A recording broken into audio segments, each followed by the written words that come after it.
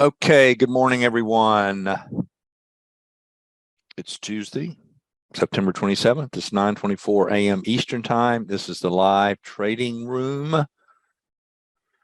Okay, so we're having a big bounce. Now, before we get overly excited, this is overdue. Also, before we get overly excited, there is a less bullish possibility that must be discussed. And that possibility is that we're just going to balance in here. And that right now we're testing yesterday's highs. As I put in the report I sent out last night, you have to really sit back and let price action confirm what your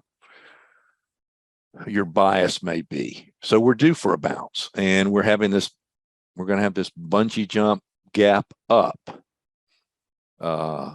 Do we chase it? Well, I think the benefit of the doubt at this point has to go to the upside. Now, understand, we could build balance in here. It's important that all four of these indices close above yesterday's cash session highs to confirm a low is likely in place. Otherwise, this is just a pause, and maybe we bounce and then we crater. So the idea that it's all clear here is not necessarily the case yet. So that's, we want to be watching this first half hour or so already in Globex. You can see as we come into the cash session, we're coming in. Of course, this would still be a massive gap up, but some retracement into what is going to be that gap would not be a big shock. Okay, it's 9:30 a.m. Eastern Time. Cash market is open. We're having a big gap up. What has to happen, we have to have strength above yesterday's cash highs. All four indices have to close above yesterday's cash highs to really give strong evidence that a low is in place. Otherwise, this could just be a giant balance area that's forming. And, we have the big gap up in Globex, and, we're going to trade in a narrow range, and then we're going to tank again. And that, in a bear market, that can happen. You get a lot of head fakes in bear markets. Now, we are extremely compressed to the downside in the breath work that I keep.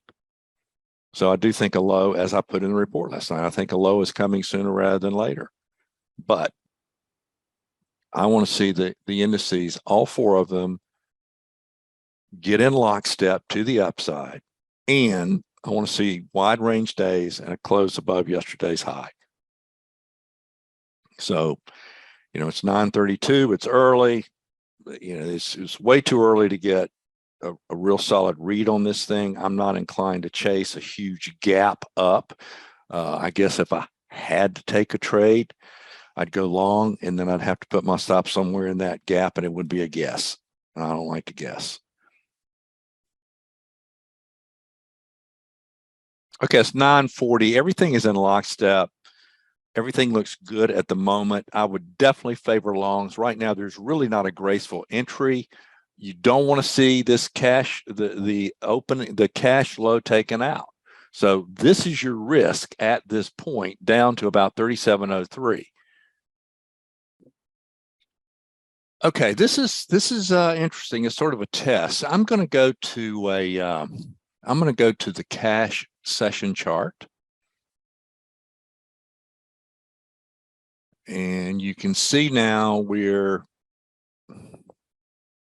had the big gap up, just poked above cash session levels. Not a big surprise. Thank you, algorithmic trading. So we're going to find out what's real and what isn't here pretty quickly, I think. But again, one of the possibilities is that we're going to build a balance area, and this is an upper extreme. Breadth is still friendly at the moment to the bullish case. It's plus 1900. And you want to see that, you don't want to see that the slope of breadth, which is most important. You don't want to see that coming in. You really would like to see this thing stabilize in here. This is the first test of this, of the idea that a low is in place. Okay, it's 10:02. Right at 10 o'clock, we had a increase in volatility in something tank. I don't know if there was some number that came out. Look, it looks, has that feel. We're in this gap now. Where it stops is a guess. Could be a giant head fake. Who knows? But again, just like you want price action to confirm a low is in place. And right now I'm neutral. I felt like you had to be looking long. We had the ramp up. We tested, actually took out yesterday's cash high, or I don't know if it's a cash high, but it was session high in the ES, in the NQ. The Dow sort of double topped, the Russell's below it. So you're not seeing that lockstep that you want to see, and that you will see on a real reversal. So now the situation is partly cloudy. We're back into the midpoint of the session range. That includes Globex. And I'm neutral, but breadth is sloping lower. So be careful in here. I wouldn't play pick, but catch the falling knife. So I'm watching. I'm not sure what's going on here. Don't want to chase anything.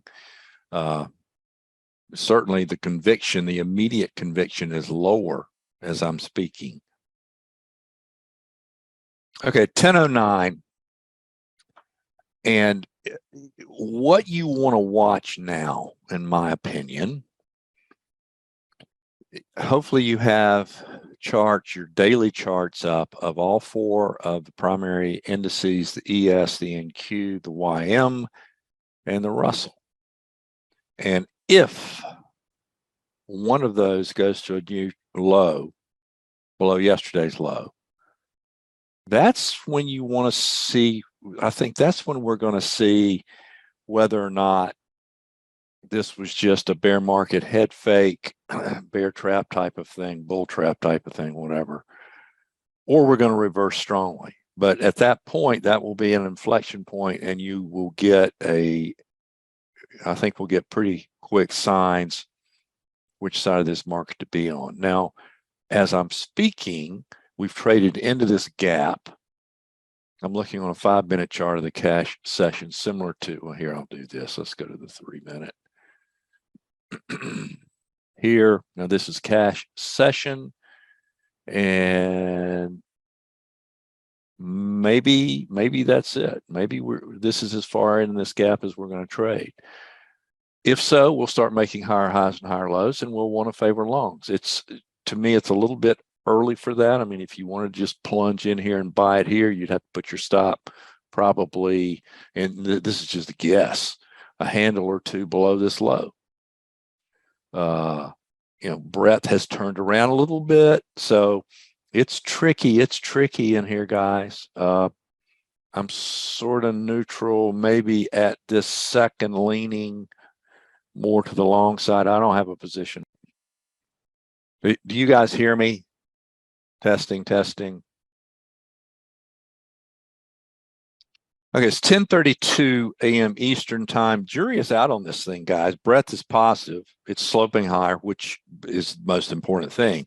But if this is the kickoff off of a significant bottom, breadth should be 2,000 plus all day long. Now, it may get there. So far, it's not. You can go long above this level against this pivot low. That's the best, probably the most defined trade we've had this morning, is to be long above here with a stop here. But the situation right now, it's not all clear. Not that it really ever is, but at least you have a defined situation here. If this thing is bullish, then a reasonable trade is to go long here with a stop here. Okay, it's 10:43 a.m. Eastern time. We don't really have much commitment to this thing yet. I guess the most positive thing is the Russell is trading near its session high. Breadth is sort of lukewarm. It is sloping higher at the moment. But again, if we have a bottom of any level of significance, breadth needs to get above 2,000 and stay there. At least for today. On a kickoff, breadth should be relentless to the upside. We are so compressed that that's something that should happen if we're putting in a low of some relative significance, as opposed to just flirting around in a narrow range and a balance area, and then they're going to crush it again. So we're making a very, very choppy series of higher highs and higher lows. We traded into the gap. So I'm giving the benefit of the doubt personally to the upside here. But this thing needs to get going. It really does. I would be concerned about the long side if we take out today's cash session low now. This excursion into the gap, that low, if that comes out, it begins to really tilt the probabilities towards some sort of negative resolution to today. Right now, I'll give the benefit of the doubt to the upside. Breadth, again, as I'm speaking, is sloping higher, but it really needs to pick up. We need to see evidence of that institutional participation to the upside, and right now it's sort of iffy. Okay, 10:53 a.m. Eastern time. This is a very two-sided choppy grind. What's next is some sort of sharp move. This thing is being contested every tick of the way up. It is making higher highs and higher lows, but it's very choppy. What you want to see here, if you're long, if you're bullish, you want to see some conviction. You want to see something break strongly up. I do think something is going to break strongly one way or the other pretty quickly. This is that pattern that I talk about all the time, and it occurs in all degrees of time, where it's very contested. It's a directional move.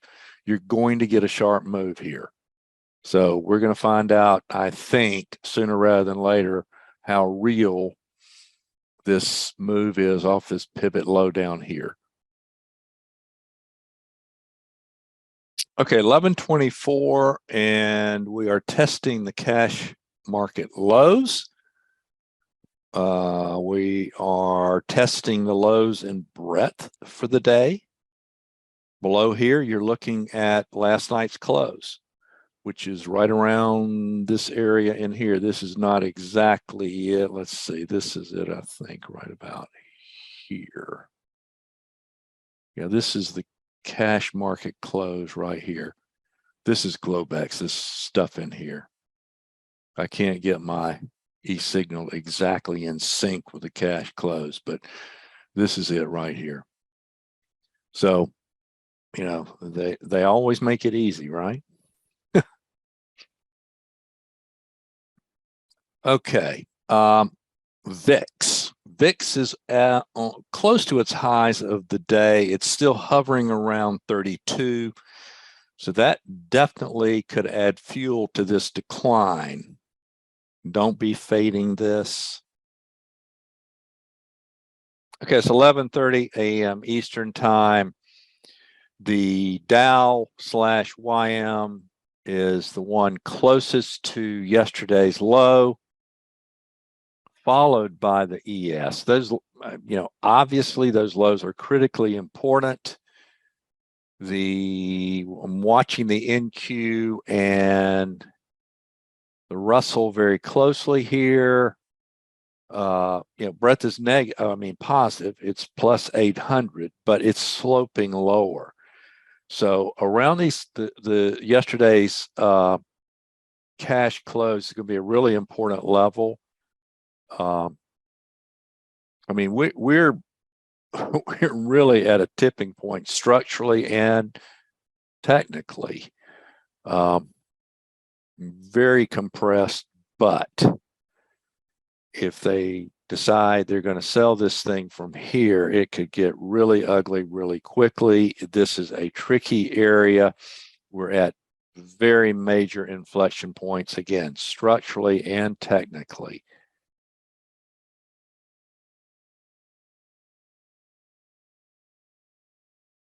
Okay, there's a clear balance area here. You can take the break of this balance area either way. I think that has a great reward to risk. This is a total chop fest. Nobody's in control here. If we take this little balance area low out near where that line is about 3680, then you should accelerate lower into, at a minimum, yesterday's cash close. And that would give you a chance to lower your stop at that point, which is what I would do, what I will do.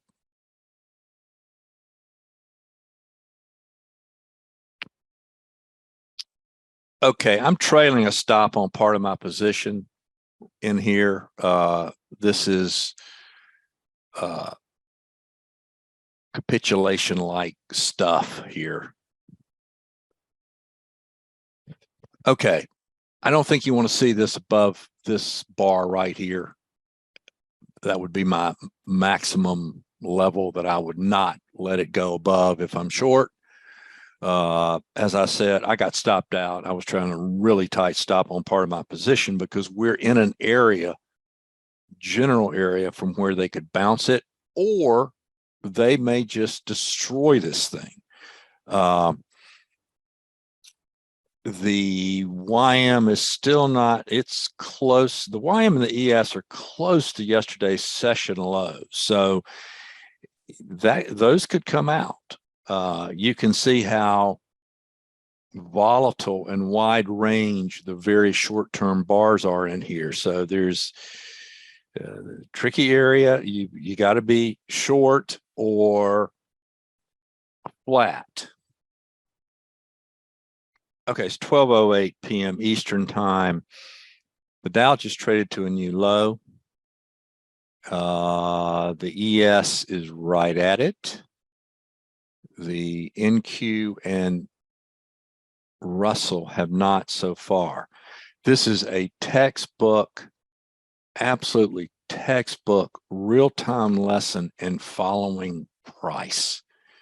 This thing has caught a lot of people offside, and the tell, and of course this is hindsight stuff, but you can go back and hear me talking about this. You know, we had this initial, right at the opening, breadth was very positive, and then it couldn't get above mediocre. That was a heads up, because when this thing does form some sort of low, breadth is going to scream higher. Now, I want to be careful here because, you know, we're still at this inflection point. They could rip it around from here, but I sure would not be betting that way. If I'm trading, you've got to be short or flat. But this is a, this is a wonderful real-time lesson in just following price. You know, I tried longs today and got stopped out, but it was pretty clear when we started doing this number in here, we had all this conviction. Okay, maybe not. So if you are short now, I've taken partial profits. I got stopped out, unfortunately, a little too close, but that's okay. That's why you trade multiple contracts. But this thing has a lot of downside potential here, guys. I mean, we're actually, dare I say it, we're sort of in a crash mode here. Now, if that's right, you're going to see the NQ and the Russell take out Friday's lows, which they have not done yet, but that's something you want to watch. Certainly the Dow And the ES, the S&P, and Dow are, they're in the abyss. But again, it's like to the upside. What you're looking for is consistent participation across the board at these important pivots. Now, intraday, everything is now in lockstep. It's down, but to go lower and for the NQ and the Russell now to take out their respective June lows, you got to take out Friday's lows. But you're not, don't try to be a hero and buy this thing. It's 12:20 p.m. Eastern time.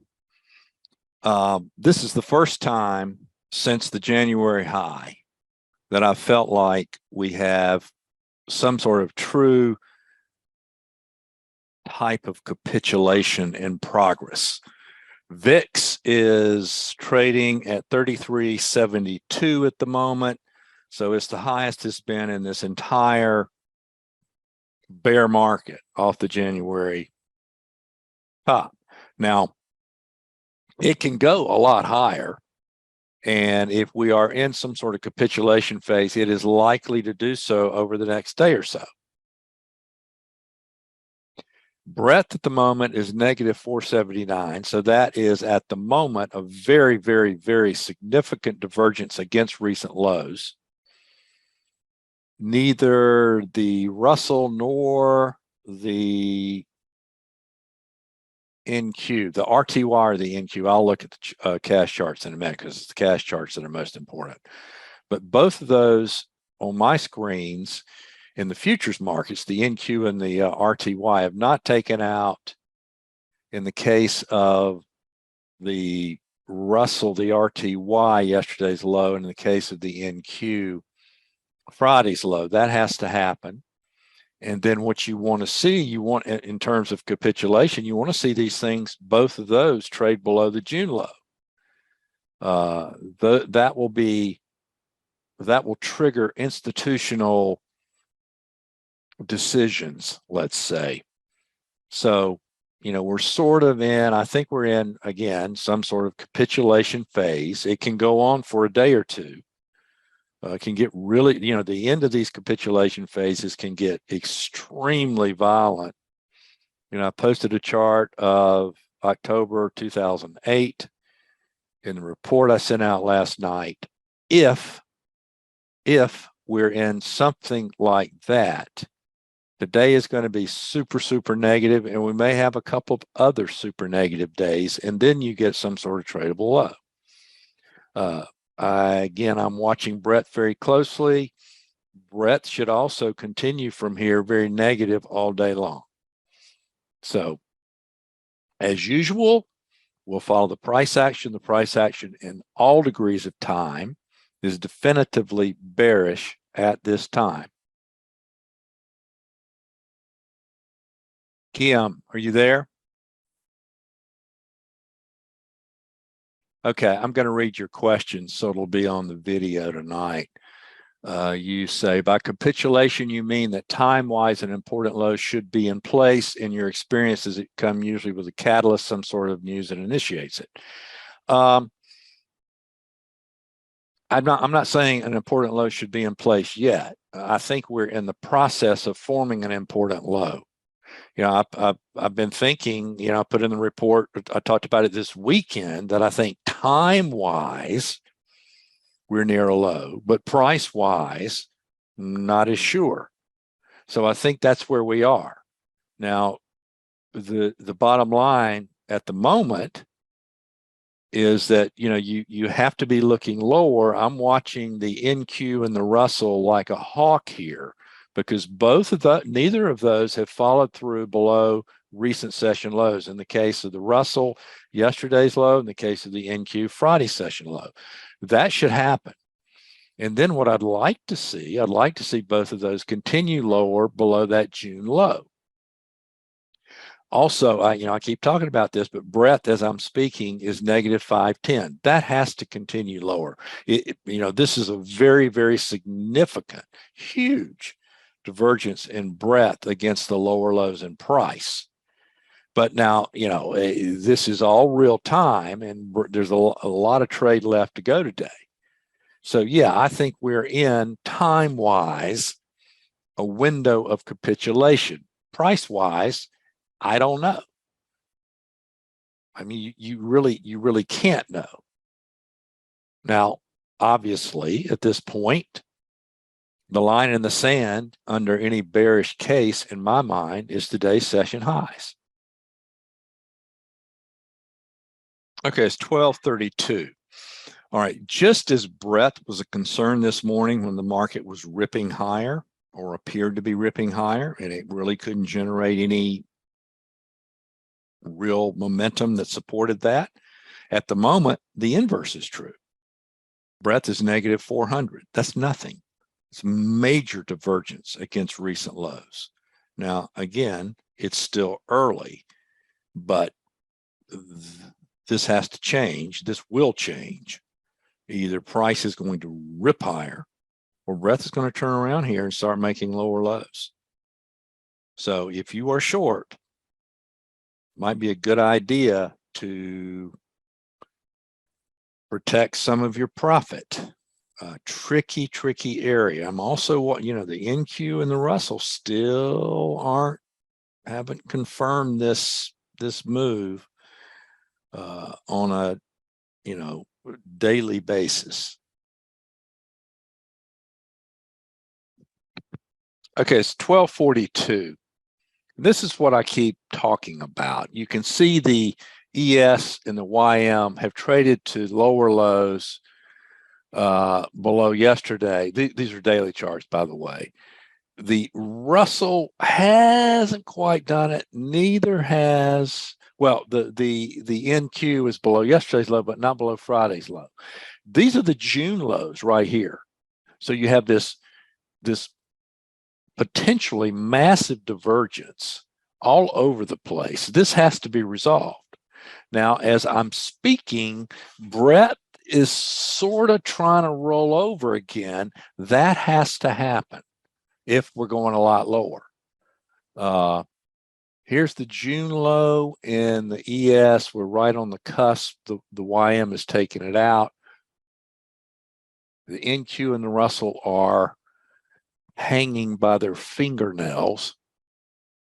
But guys, we do day trade. I'm day trading. You day trade. I know that. But never forget what you're really trading is the larger picture development. Most intraday trading is noise, and that's can make it difficult. So you want to have your eye on the larger degree development to the greatest degree possible. Now, that, and I think sometimes people get confused with what they're doing because they lose sight of the bigger picture. I try to trade a bigger picture and try to stay out of the noise. And then day trading is noise, but there's certain things that I'm looking for. And the simplest thing is that, okay, if I'm short, is the market making lower lows and lower highs? And, you can fine tune that to the degree that you choose. The lower you go down in time frame, the more noise you're going to be subjected to. A 5-minute chart is pretty good. Also, I look at a 30-minute chart. So if you can find a way to stay out of the noise and trade the bigger picture, in the long run, you're going to be much better off. You'll have much larger gains. You'll have fewer trades, which is a good thing, and you'll stay out of the noise. But we're on the brink here. In real time, you are watching this market at an inflection point, and even from here, there is going to be a super sharp move. Now, again, as I'm speaking, breadth is making lower lows for the day. So, and today's range is not extraordinary by any stretch of the imagination yet, and it's only 12:45. So. Okay, 12:53. As Peter points out, the Russell just ticked below yesterday's session low. In the NDX NQ has yet to join the party. Breadth is making lower lows on the day. You can see how whippy it is in this area. There is battle going on in here. Sharp move dead ahead. Another sharp move dead ahead. Okay, 1:52 p.m. Eastern time. We're in the afternoon trade. We're digesting this leg down from this morning. NQ still has not joined the party to the downside. That has to happen if we're going much lower, at least immediately. We're in a chop and churn phase, still making lower lows and lower highs, but in a very choppy manner. So a lot of trade left for the day. Okay, it's 2:04. This is a really important chart. You're not going to get a bigger divergence in this. This is a heads up not to press the short side of this market too heavily. This divergence will not continue like this. So we're going to rip higher, or breadth is going to turn around and confirm this. But right now, I wouldn't be pressing the short side of this market based on this chart.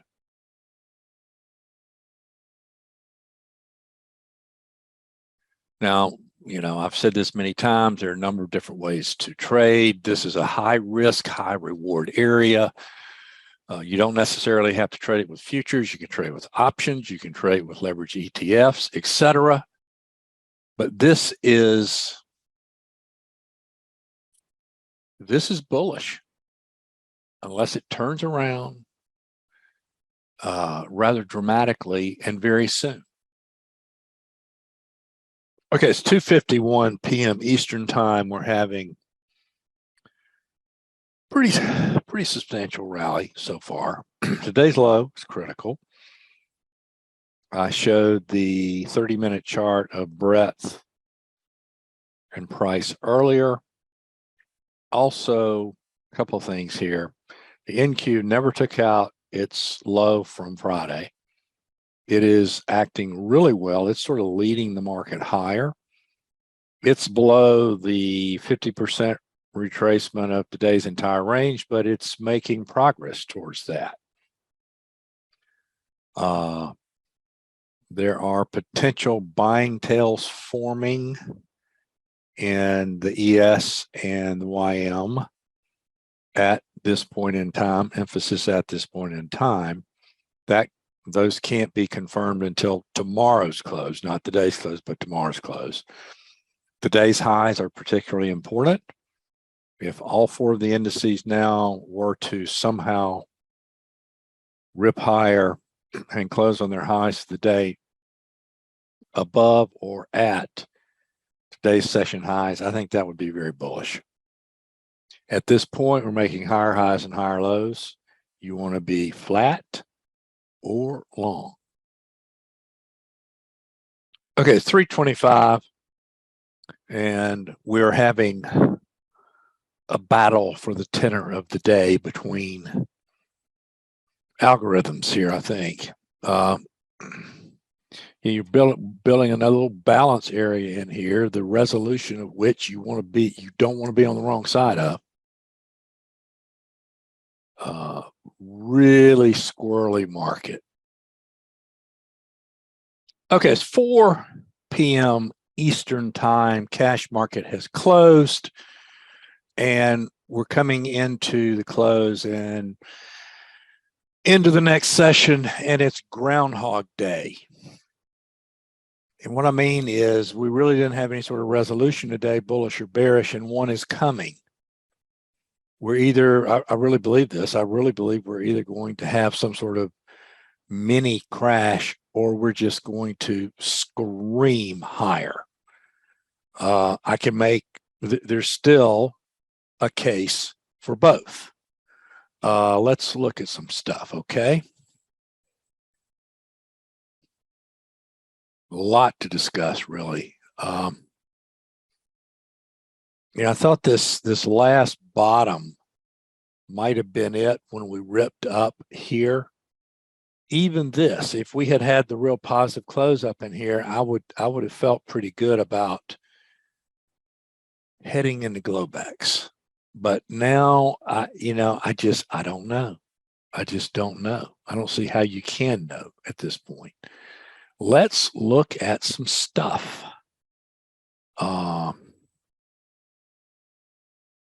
Let's look at this view. Now this is a weekly chart of the SPX, and I've had this chart in the report for the past several weeks. I don't think I did this past weekend, but I alluded to it. And again, this is weekly. These levels are important. This is something I've learned over the years, how important it is just paying attention to levels. It can be that simple. This is a critical level. Below here, and we are really, really, really looking over the abyss. There is nothing of significance until you get to the breakout level of the 2020, the February 2020 high, and then we broke above it here. So this 3390-ish level is the next level below here to really get some sort of reasonable confirmation that a low is in place. We need to take out this week's high and close above it, and that's true in all of the indices. So that, from a macro, from a bigger term perspective, that's really what you need to know. Now let's go down in time frame. And we have now yet another lower close. We've had, let's see.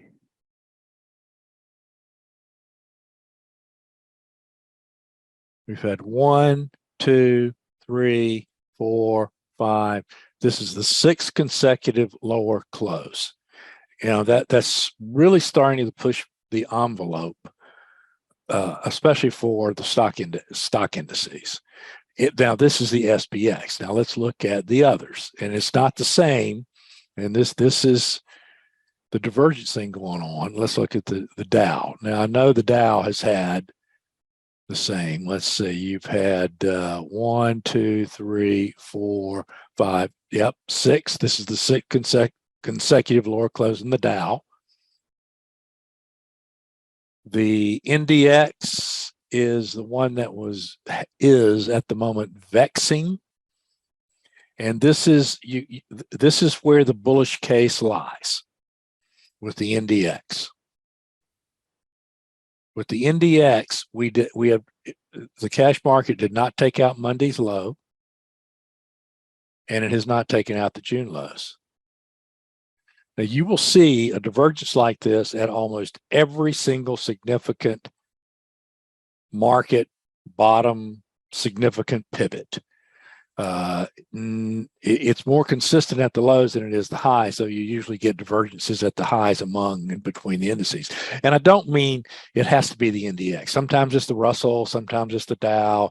It's different ones, but what you're looking for is consistency and everything moving in lockstep. And while today was negative across the board, you still have this lingering divergence that has yet to be resolved.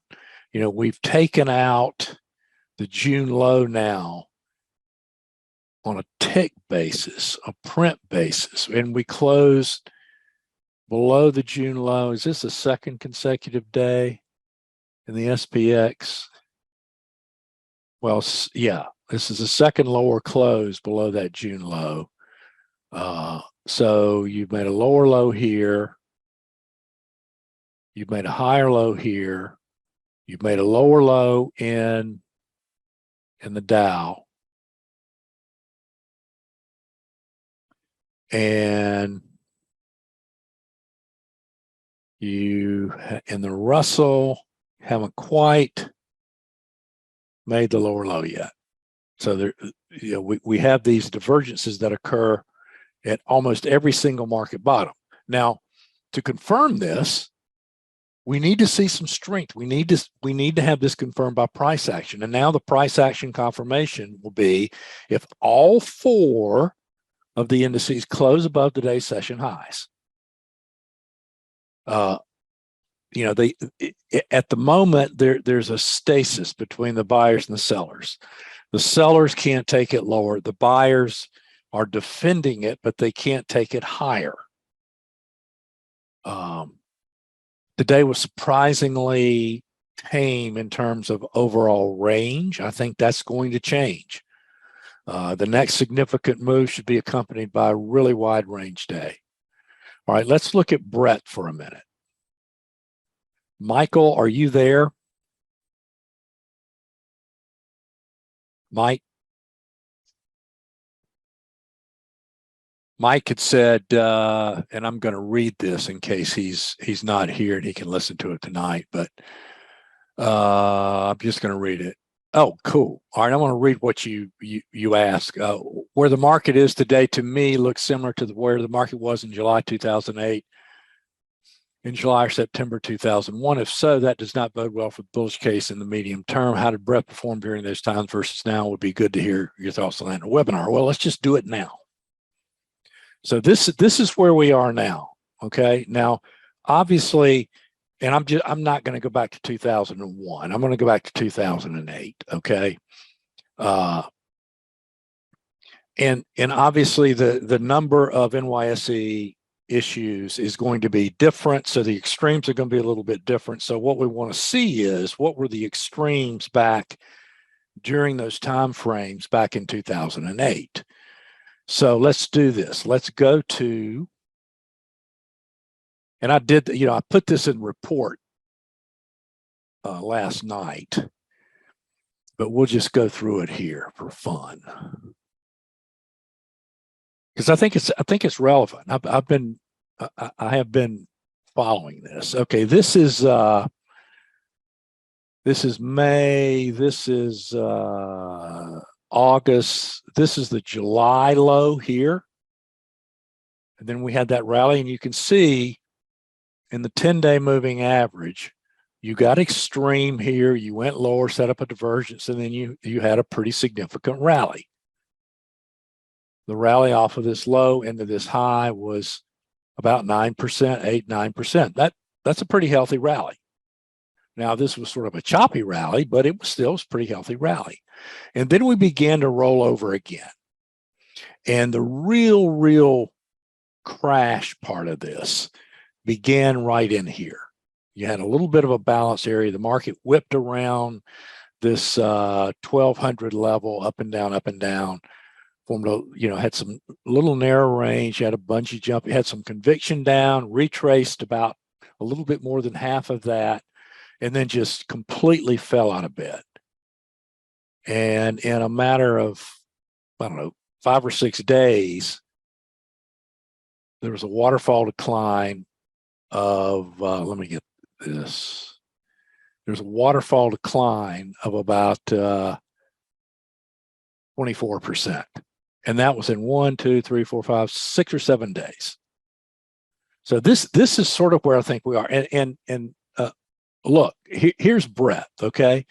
Now, you can't say, well, gee, we're even, and it's, again, it's a relative thing because there were fewer issues, but you can see relative to around it, this was extreme. Well, we're at this extreme. We're really, if not the same on a percentage basis, it's pretty damn close. And also, if you look down here at breadth, how negative it was on consecutive days, we're also in that category already now.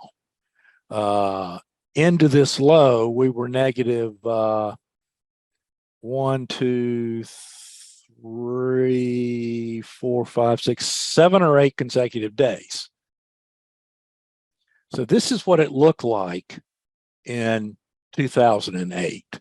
And then you got the ripping rally that everybody now is looking for, including me. I think we're going to have a ripping rally. I just don't know if it, it's a big difference if it starts from here, if it starts from here. Yeah, yeah, I think you can appreciate that, right?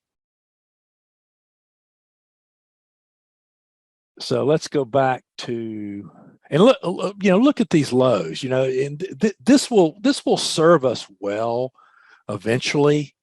If we do wash out, you're probably that's probably not the end of it, but you'll get some good rallies, and then when you'll continue to get these divergences, and there'll be many, many, many opportunities for traders. Now, I'm not suggesting it's just a piece of cake and it's easy, but this is the type of bear market activity, and really the 2000 top was even choppier.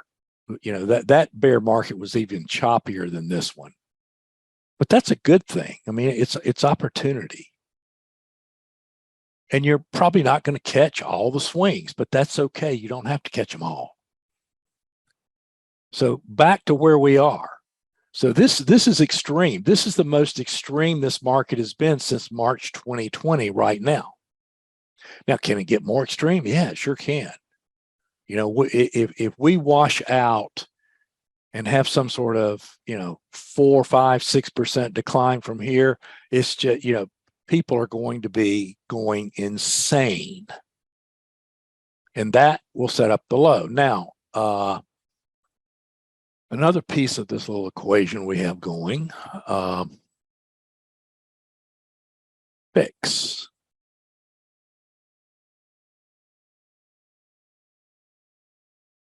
And VIX today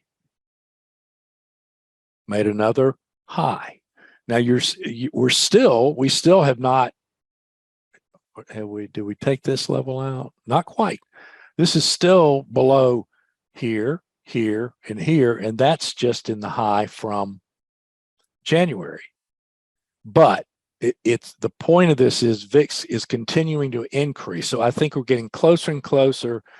Today could have been a climax. Who knows? But VIX can go a whole lot higher than anything we've seen this year. It can go. I mean, you've seen it back in 2020. It was around 80 or something. So it could more than double from here. But when it does that, it does it in like 3 days. So again, I can make a bullish case here. I can make a bearish case here. The bullish case can only be confirmed in my mind by all 4 of the indices closing above now what is today's session high. That's sort of where we are. So, guys, have a wonderful evening, and we'll pick up the battle again tomorrow.